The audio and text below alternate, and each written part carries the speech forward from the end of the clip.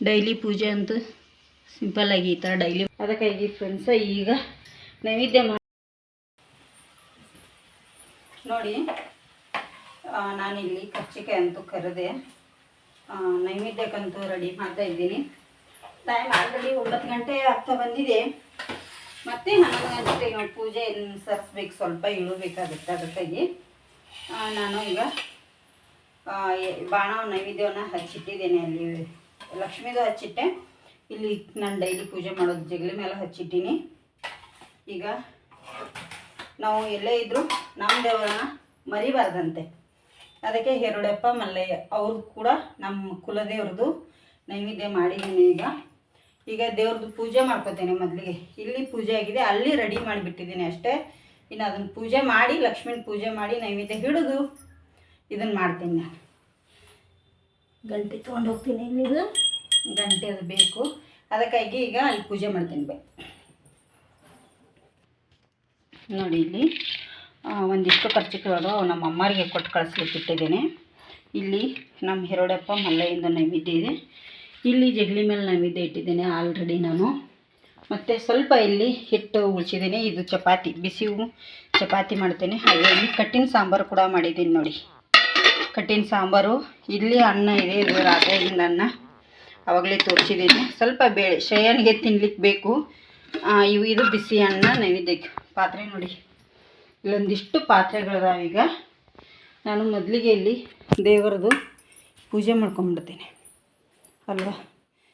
ರಂಗೋಲಿ ಹಾಕೋದು, ಪೂಜೆ ಮಾಡೋದು ಮಾಡ್ತೀನಿ. ರೆಡಿ ಮಾಡಿಬಿಟ್ಟಿದ್ದೆ ಆವಾಗಲೇ ಅಷ್ಟೇ.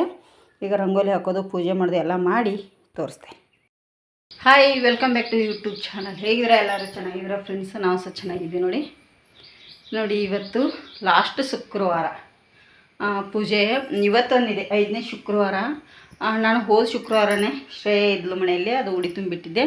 ಯಾವಾಗಲೂ 5 ಶುಕ್ರವಾರ ಬರಲ್ಲ, 4 ಶುಕ್ರವಾರ ಬರ್ತವೆ. ಆದರೆ ಇವತ್ತು ಅಮಾವಾಸ್ಯೆ ಬಂದಿದೆ. ಅಮಾವಾಸ್ಯೆನೇ ಇದೆ, ಶುಕ್ರವಾರ ಪೂಜೆನೇ ಇದೆ. ಅಮಾವಾಸ್ಯೆ ಮಧ್ಯಾಹ್ನ ಮೇಲೆ ಬಂದಿರೋದ್ರಿಂದ ಪೂಜೆ ನಾವು ಮಾಡಬೇಕಾಗುತ್ತೆ. ಅದಕ್ಕಾಗಿ ಪೂಜೆ ಎಲ್ಲ ಮಾಡಿದ್ದೇನೆ ಆಲ್ರೆಡಿ. ಇಲ್ಲಿ ಕಾಣ್ತಿರ್ಬೋದು ನಿಮಗೆ. ಪೂಜೆ ಆಮೇಲೆ ಕ್ಲಿಯರಾಗಿ ತೋರಿಸ್ತೇನೆ. ಈಗ ಮತ್ತೆ ಪೂಜೆ ನಾನು 11 ಗಂಟೆ ಒಳಗಡೆ ಇಳಬೇಕು. ಯಾಕಂದರೆ ಅಮಾವಾಸ್ಯೆ ಇರೋ ಕಾರಣ ಇಳಬೇಕಾಗುತ್ತೆ. ಅಂದರೆ ಫುಲ್ ಪೂಜೆ ಏನು ಇಳುವಲ್ಲ ಸ್ನೇಹಿತರೆ. ಏನು ಗೊತ್ತಾ, ಇದನ್ನು ಮಾತ್ರ ಮಾಡ್ತೀನಿ. ಒಂದು ಹೂ ಇಳಿಸ್ಬಿಡ್ತೇವೆ, ಮತ್ತು ಶನಿವಾರ ಬೆಳಗ್ಗೆನೇ ಪೂಜೆ ಇಳಬೇಕಾಗತ್ತೆ. ಅದಕ್ಕಾಗಿ ಈಗ ನೋಡಿ, ಬೇಳೆ ಸಹ ಕುದಿಸಿದ್ದೆ ಆವಾಗಲೇ ಪೂಜೆ ಮಾಡ್ತಾ. ಆಲ್ರೆಡಿ 8 ಗಂಟೆ ಆಗಕ್ಕೆ ಬಂದೈತಿ. ಪೂಜೆ ಅಂತೂ ಮುಗಿದಿದೆ. ಈಗ ಇಲ್ಲಿ ಅನ್ನಕ್ಕೂ ಇಟ್ಟಿದ್ದೇನೆ, ಹಿಟ್ಟು ಕಲಿಸ್ಕೊತೇನೆ ಕರ್ಚಿಕಾಯಿಗೆ. ಈಗ ಹಿಟ್ಟು ಕಲಿಸ್ಕೊಂಡು ಅಷ್ಟರಲ್ಲಿ ಇದು ಕುದ್ದಿದ್ದು ಆರತ್ತೆ. ಅದಕ್ಕಾಗಿ ನಾನೀಗ ಹಿಟ್ಟು ಕಲಿಸ್ಕೊತೇನೆ. ಕರಿಗೆಗೆ ತೋರಿಸ್ತೀನಿ. ಡೈಲಿ ಪೂಜೆ ಅಂತೂ ಸಿಂಪಲ್ಲಾಗಿ ಈ ಥರ ಡೈಲಿ ಮಾಡೋ ಥರನೇ ಮಾಡ್ತಾಯಿದ್ದೀನಿ. ಇಲ್ಲಿ ಗೋಧಿ ಹಿಟ್ಟನ್ನು ಗಾಳಿಸಿ ಇಟ್ಕೊಂಡಿದ್ದೀನಿ. ಇದನ್ನೀಗ ಕಡುಬಿಗೆ ನಾದ್ಕೋತೀನಿ, ಕಡುಬಿಗೆ. ಇಲ್ಲಿ ನೋಡಿ, ಸ್ವಲ್ಪ ಬೇಳೆ ಹಾಕಿದ್ನಿ. ಲಾಸ್ಟ್ ಶುಕ್ರವಾರ ಮತ್ತು ಅಮಾವಾಸ್ಯೆ ಕೂಡ ಬಂದಿದೆ, 2 ಒಟ್ಟಿಗೆ ಬಂದಿದೆ. ಹಾಗಾಗಿ ಇದು ಆರಲಿ. ಈಗ ಕುದಿಸಿದ್ದಷ್ಟೇ ಮಿಕ್ಸಿ ಮಾಡ್ಕೋಬೇಕು. ಇಲ್ಲಿ ಅನ್ನಕ್ಕಂತೂ ರೆಡಿ ಇದೆ. ಇನ್ನೊಂದು ಏನು ಗೊತ್ತಾ ನೋಡಿ, ರಾತ್ರಿ ಅನ್ನ ಕೂಡ ಇದೆ. ಇದು ನೈವೇದ್ಯಕ್ಕೆ ಬರಲ್ಲ, ಯಾಕಂದರೆ ಊಟ ಮಾಡಿರ್ತೀವಲ್ಲ ನಾವು. ಅದಕ್ಕಾಗಿ ಬೇರೆ ಅನ್ನ ಇಟ್ಟಿದ್ದೀನಿ ಇಲ್ಲಿ. ಶ್ರೇಯ ಅದೇ ಅನ್ನ ಇವತ್ತು ಬೇಗ ಬರ್ತಾಳೆ. ಅವಳು ಕೂಡ ಇವತ್ತು ಸ್ವಲ್ಪ ಅವಳ ಕಾಲೇಜ್ ಬೇಗ ಬಿಡುತ್ತೆ. ಶುಕ್ರವಾರ ಮಂಗಳವಾರ ನೋಡಿ ಪೂಜೆ. ನಾನು ಪ್ರತಿ ಶುಕ್ರವಾರ ಹೇಗೆ ಮಾಡ್ತಿದ್ನೋ ಅದೇ ಥರ ಪೂಜೆ ಮಾಡಿದ್ದೇನೆ ಈ ಶುಕ್ರವಾರ ಕೂಡ. ಇನ್ನು ನೈವೇದ್ಯವನ್ನು ಹಿಡಿಬೇಕು ಅಷ್ಟೇ. ಅದಕ್ಕಾಗಿ ಫ್ರೆಂಡ್ಸ ಈಗ ನೈವೇದ್ಯ ಮಾಡಿ ಇದನ್ನು ಮಾಡ್ತೇನೆ. ನಾನು ಟಿ ವಿಯಲ್ಲಿ ದೇವ್ರ ಹಾಡು ಹಾಕಿಬಿಡ್ತೇನೆ. ಬೆಳಗ್ಗೆ ಮಂಗಳಾರತಿ ಇವು ಎಲ್ಲ ಇರ್ತಾವೆ. ಕೃಷ್ಣಂದು ನೇರ ಪ್ರಸಾರ ಪೂಜೆ ಇರುತ್ತೆ, ಮುಗಿದಿದೆ ಆಲ್ರೆಡಿ ಅದು.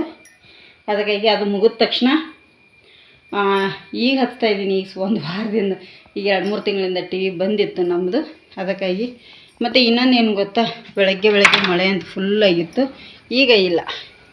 ಶ್ರೇಯ ಹೋಗುವಾಗ ಸ್ವಲ್ಪ ಮಳೆ ಇತ್ತು, ಈಗಿಲ್ಲ. ನಾನು ಪೂಜೆದೆಲ್ಲ ಆದಮೇಲೆ ಬಟ್ಟೆ ತೊಳೆಯೋದು, ಪಾತ್ರೆ ತೊಳೆದು ಮಾಡಿದರೆ ಆಯ್ತು ಅಂಥೇಳಿ ಕಡಬ ಒಂದು ಮಾಡ್ತೀನಿ. ಕಡಬ ಅನ್ನ ಆದರೆ ಪೂಜೆ ನಮಗೆ ಕ್ಲಿಯರ್ ಆಗುತ್ತೆ. ಅದಕ್ಕಾಗಿ ಮತ್ತೆ 11 ಗಂಟೆ ಒಳಗಡೆ ಇಳಿಸ್ಬೇಕಲ್ಲ.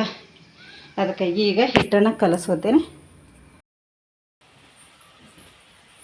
ನೋಡಿ, ನಾನಿಲ್ಲಿ ಕರ್ಚಿಕಾಯಿ ಅಂತೂ ಕರೆದೆ, ನೈವೇದ್ಯಕ್ಕಂತೂ ರೆಡಿ ಮಾಡ್ತಾ ಇದ್ದೀನಿ. ಟೈಮ್ ಆಲ್ರೆಡಿ 9 ಗಂಟೆ ಆಗ್ತಾ ಬಂದಿದೆ. ಮತ್ತು 11 ಗಂಟೆಗೆ ನಾವು ಪೂಜೆ ಸರಿಸ್ಬೇಕು, ಸ್ವಲ್ಪ ಇಳಬೇಕಾಗುತ್ತೆ. ಅದಕ್ಕಾಗಿ ನಾನು ಈಗ ಬಾಣ ನೈವೇದ್ಯವನ್ನು ಹಚ್ಚಿಟ್ಟಿದ್ದೇನೆ. ಅಲ್ಲಿ ಲಕ್ಷ್ಮೀದು ಹಚ್ಚಿಟ್ಟೆ, ಇಲ್ಲಿ ನಾನು ಡೈಲಿ ಪೂಜೆ ಮಾಡೋದು ಜಗಲಿ ಮೇಲೆ ಹಚ್ಚಿಟ್ಟೀನಿ. ಈಗ ನಾವು ಎಲ್ಲೇ ಇದ್ದರೂ ನಮ್ಮ ದೇವರನ್ನ ಮರಿಬಾರ್ದಂತೆ, ಅದಕ್ಕೆ ಹೆರಡಪ್ಪ ಮಲ್ಲಯ್ಯ ಅವ್ರದ್ದು ಕೂಡ ನಮ್ಮ ಕುಲದೇವ್ರದ್ದು ನೈವೇದ್ಯ ಮಾಡಿದ್ದೀನಿ. ಈಗ ದೇವ್ರದ್ದು ಪೂಜೆ ಮಾಡ್ಕೋತೇನೆ. ಮೊದಲಿಗೆ ಇಲ್ಲಿ ಪೂಜೆ ಆಗಿದೆ, ಅಲ್ಲಿ ರೆಡಿ ಮಾಡಿಬಿಟ್ಟಿದ್ದೀನಿ ಅಷ್ಟೇ.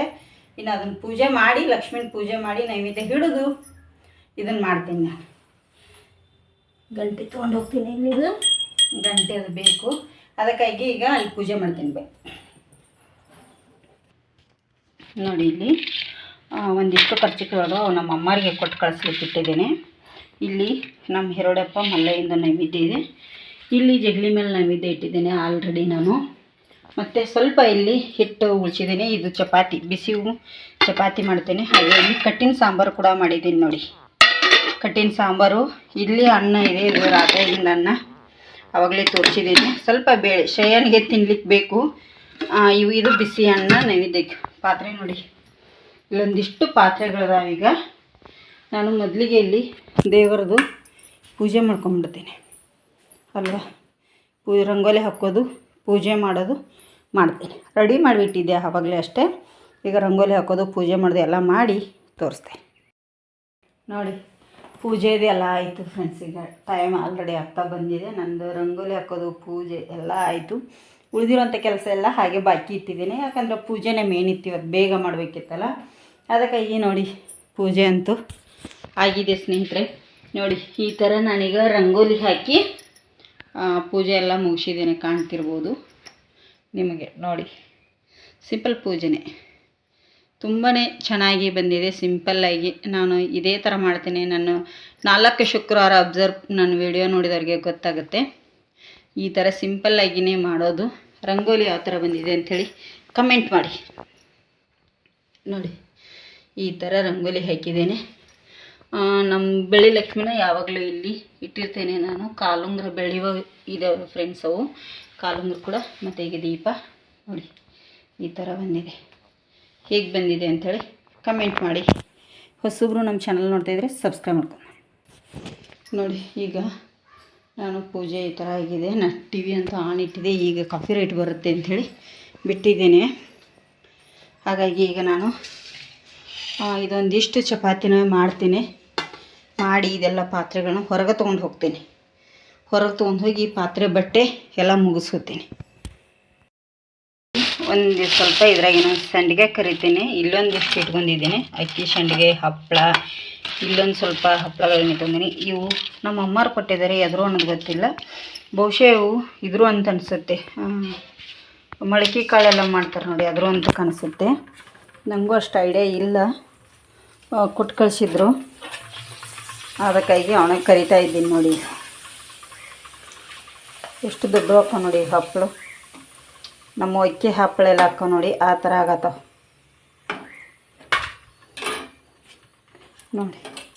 ಈಗ ಇದೊಂದಿಷ್ಟು ಹಪ್ಪಳನ ಕರಿತೇನೆ. ಹಪ್ಪಳ ಸಂಡಿಗೆ ಕರೆದ ನಂತರ ತೋರಿಸ್ತೇನೆ. ನೋಡಿ, ಒಂದಿಷ್ಟು ಹಪ್ಪಳ ಕರೆದ ಅಂತ ಸಾಕು. ಇವನ್ನ ಎತ್ತಿಡ್ತೀನಿ. ಈಗ ಇವೆಲ್ಲ ಒಂದು ಕವರಿಗೆ ಹಾಕಿಟ್ಟಿರ್ತೀನಿ. ಮೆಣಸಿನ್ಕಾಯಿ ಕರೆದು ನೋಡಿ, ಸ್ವಲ್ಪ ಖಾರದೇನೋ, ಅವು ಕೂಡ ನಮ್ಮ ಅಮ್ಮಾರು ಕೊಟ್ಟಿದ್ದೇನೆ. ಅದಕ್ಕಾಗಿ ಇಲ್ಲೊಂದು ಸ್ವಲ್ಪ ಅದಾವು, ಇವನ್ನ ಇದನ್ನು ಮಾಡಿಡ್ತೇನೆ. ಮಜ್ಜಿಗೆ ಮೆಣಸು ನೋಡಿ, ತುಂಬ ಚೆನ್ನಾಗಿರ್ತಾವೆ ಮಜ್ಜಿಗೆ ಮೆಣಸು.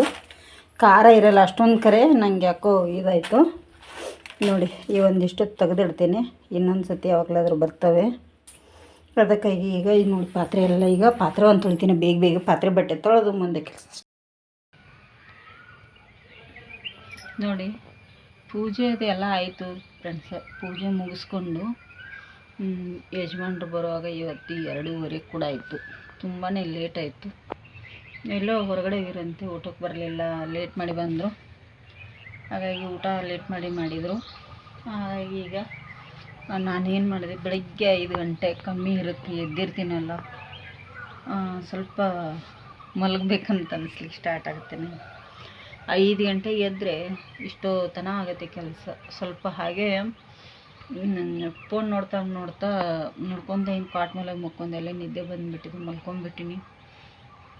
ಎಷ್ಟು 3:45ಗೇನೋ ಮಲ್ಕೊಂಡಿದ್ದೆ. ಯಜಮಾನ್ರು ಬರುವಾಗ 3 ಗಂಟೆ ಹತ್ತಿರ ಆಗಿತ್ತು. ಬಂದಮೇಲೆ ಅವ್ರ ಕೈಕಾಲು ಮೇಲೆ ತೊಳೆದು ಎಲ್ಲ ನಮಸ್ಕಾರ ಮಾಡಿ ಊಟಕ್ಕೆ ಕೊಡ್ಬೇಕಾದ್ರೆ 3 ಗಂಟೆ ಆಯಿತು. ಅವರೆಲ್ಲ ಊಟ ಮಾಡಿದ ಮೇಲೆ ಅದೆಲ್ಲ ಎತ್ತಿಟ್ಟು ಇದನ್ನು ಮಾಡಿ ಪಾತ್ರೆ ತೊಳೆದು ಇದನ್ನು ಮಾಡೋ ಅಷ್ಟರಲ್ಲಿ 3:45 4 ಗಂಟೆ ಹತ್ತಿರ ಬಂತು. ಆವಾಗ ಹೋಗಿ ಮಲಗಿದ್ದೆ ನೋಡಿ. 4:15 ಕಳೆದಿದೆ. ಅರ್ಧ ಗಂಟೆ ನಿದ್ದೆ ಮಾಡಿದೆ. ನನಗೆ ಸ್ವಲ್ಪ ಹೋಗಿ ಏನಾದರೂ ನಿದ್ದೆ ಕಣ್ಣು ಮುಚ್ಚಿತಂದರೆ ಸಡನ್ಲಿ ಯಾರಾದರೂ ಕೂಗಿಬಿಟ್ರೆ ಸಡನ್ಲಿ ಎದ್ರೆ ಒಂಥರ ತಲೆನೋವು ಬಂದಂಗೆ ಆಗುತ್ತೆ. ನಮ್ಮ ಮನೆಯವರು ಮಲ್ಕೊಂಡಾಳು ಬಿಡು, ಈಗ ಒಂದು ಅರ್ಧ ಗಂಟೆ ಆಯ್ತು ಅಂಥೇಳಿ ಅವರು ಫೋನ್ ಬಂದಿದೆ ಹೋಗ್ಬೇಕಂಥೇಳಿ ಬಾಗಿಲು ಹಾಕ್ತಾಯಿದ್ದಾರೆ.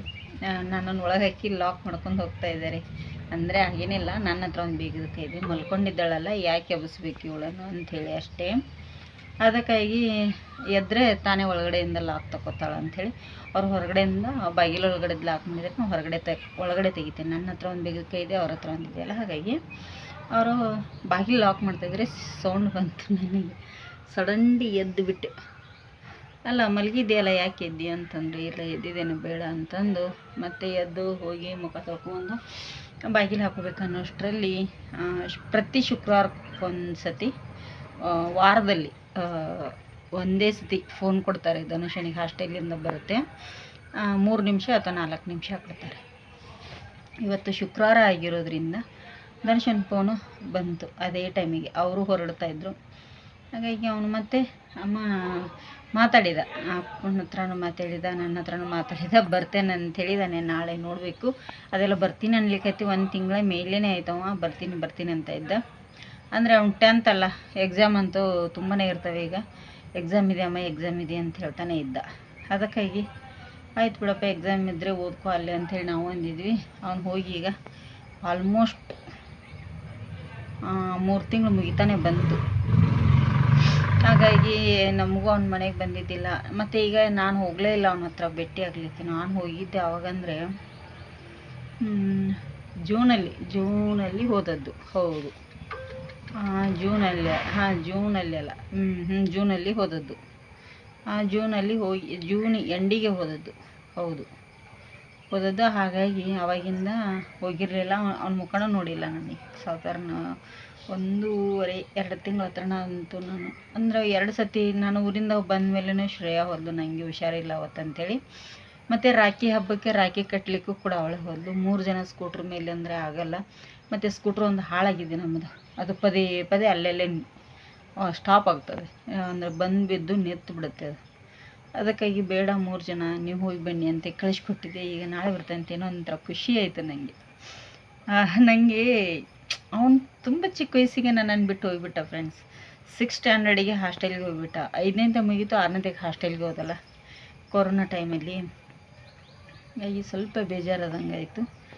ಈಗ ನಾಳೆ ಬರ್ತೀನಿ ಅಂತ ಹೇಳಿದ್ದಾನೆ. ನಾಳೆ ಸಾಯಂಕಾಲ ಬರ್ತೀನಮ್ಮ ಅಂತ ಹೇಳಿದ್ದಾನೆ, 4 ಗಂಟೆ ನಂತರ. ನೋಡಬೇಕು ಫ್ರೆಂಡ್ಸ್, ಬರ್ತೀನಿ ಅಂತ ಹೇಳಿದ್ದಾನೆ. ಬರಲಿ. ನಾನಿಲ್ಲಿ ಕೂತು ವಿಡಿಯೋ ಮಾಡ್ತಾಯಿದ್ದೀನಿ. ಅಲ್ಲಿ ಜನ ಇದ್ದಾರೆ.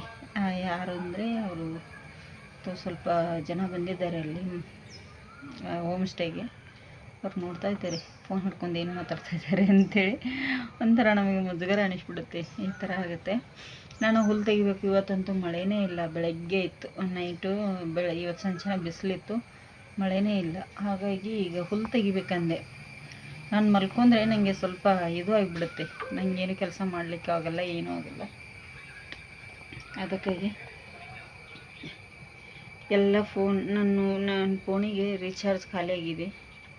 ರೀಚಾರ್ಜ್ ಮಾಡಿಸಿ ಅಂತ ಒಂದೇ ಸೊನ್ನೆ ಫೋನ್ ಮೆಸೇಜ್ ಪಡ್ಕೊಳ್ತಾ ಇದ್ದೆ.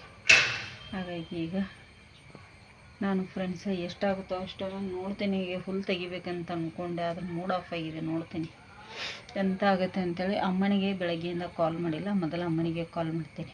ಕಾಲ್ ಮಾಡಿ ಅಮ್ಮನ ಹತ್ರ ಮಾತಾಡ್ತೀನಿ. ಅಮ್ಮನ ಹತ್ರ ನಾನು ಡೈಲಿ 2 ಟೈಮ್ ಮಾತಾಡ್ತೇನೆ, ಬೆಳಗ್ಗೆ ಒಮ್ಮೆ ಸಾಯಂಕಾಲ ಒಮ್ಮೆ. ಯಾಕಂದರೆ ಅಮ್ಮ ಒಬ್ಬರೇ ಇರೋದು ಮನೆಯಲ್ಲಿ. ನಾ ಹಲೋ ಅಂತೇಳಿ ಅಷ್ಟೇ ಮಾತಾಡಿದರೂ ಸಾಕು, ತುಂಬ ಹೊತ್ತು ಮಾತಾಡಲ್ಲ. ಏನು ಮಾಡ್ತಾಯಿದ್ದೆ ಅಮ್ಮ ಅಂತ ಕೇಳಿದರೆ ಅಷ್ಟೇ ಸಾಕು. ಅದಕ್ಕಾಗಿ ಈಗ ಅಮ್ಮನ ಹತ್ರ ಮಾತಾಡಿ ಮುಂದೆ ಕಂಟಿನ್ಯೂ ಮಾಡ್ತೀನಿ. ನೋಡಿ ಫ್ರೆಂಡ್ಸ, ಊಟ ಆಯಿತು. ಊಟ ಮಾಡಿ ಇಲ್ಲಿ ಹೊರಗಡೆ ಬಂದು ಕೂತಿದ್ದೀನಿ. ರಾತ್ರಿಗಿದೆ 9:30 ಶ್ರೇಯಾ ಓದ್ತಾ ಇದ್ದಾಳೆ, ಯಜಮಾನ್ರು ಮಲಗಿದ್ದಾರೆ. ಅದಕ್ಕೆ ಹೊರಗೆ ಕೂತಿದ್ದೆ ನಾನು ಹಾಗೆ ಎಡಿಟ್ ಮಾಡ್ಕೊತ. ಇವತ್ತಿನ ವಿಡಿಯೋ ಇಲ್ಲಿಗೆ ಎಂಡ್ ಮಾಡ್ತಾಯಿದ್ದೀನಿ. ವಿಡಿಯೋ ಇಷ್ಟ ಆದರೆ ಒಂದು ಲೈಕ್ ಮಾಡಿ, ಶೇರ್ ಮಾಡಿ, ಕಮೆಂಟ್ ಕೂಡ ಮಾಡಿ. ಹೊಸಬ್ರು ನಮ್ಮ ಚಾನಲ್ ನೋಡ್ತಾಯಿದ್ರೆ ಪ್ಲೀಸ್ ಸಬ್ಸ್ಕ್ರೈಬ್ ಮಾಡ್ಕೊಂಡು ನೋಡಿ. ಮುಂದಿನ ವಿಡಿಯೋದಲ್ಲಿ ಮತ್ತೆ ಸಿಗ್ತೀನಿ. ಶುಭರಾತ್ರಿ, ಗುಡ್ ನೈಟ್.